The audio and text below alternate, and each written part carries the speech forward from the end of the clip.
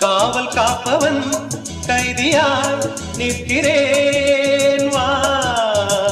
ஊடல் என்பது காதலின் கௌரவம்.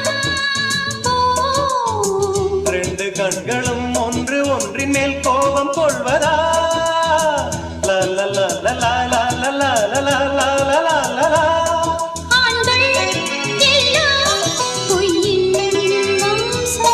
கோபம் கூட அன்பின் அம்சம்.